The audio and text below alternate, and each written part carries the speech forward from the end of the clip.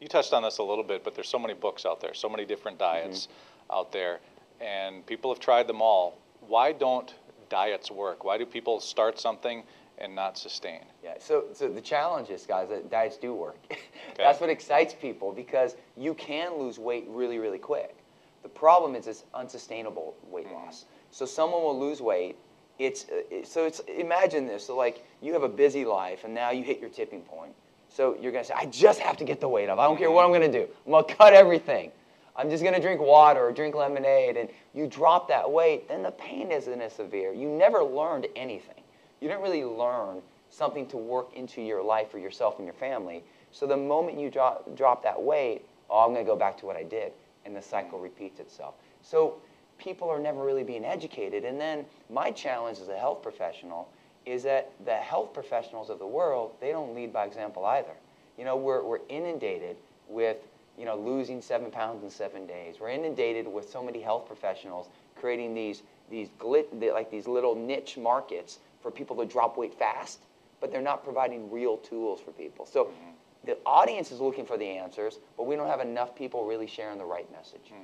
So if somebody learns about this and learns the right way to do it and gets educated, they're still putting it into practice, and that can be the hard thing. Like you said, people lose some weight. Oh, this worked pretty good. I'm going to have some pizza tonight, and that kind of snowballs. Sustaining it's still got to be the hard thing, even when people know in their mind that they're doing the wrong thing. Step one is shifting your mindset. So rather than using food to lose weight, use it to create hormonal balance. And that's all about eating in 3. So just like a baby feeds every 3 hours. They eat a balance of protein, fat, carbs, and breast milk. They stop eating when they're satisfied. They eat again when they're hungry. First year of life, that's how our body's meant to be fed, because that's how our body creates energy. So once you accept, okay, I have to eat 5 to 6 times for the rest of my life, once you shift that mindset and you understand why, now we can create a plan to make that work. The problem is that shift never occurs. So people think they have to starve, they have to deprive, they have to cut, and they suffer. So once you get there, then it's, okay, well, how do we live that plan? How do we take the foods that you love, yogurt, cottage, like what are the proteins, carbs, and fats you love, balance it out, educate you on how to do that, so wherever you go, you know how to do it, and then what are you going to use to fill the gaps?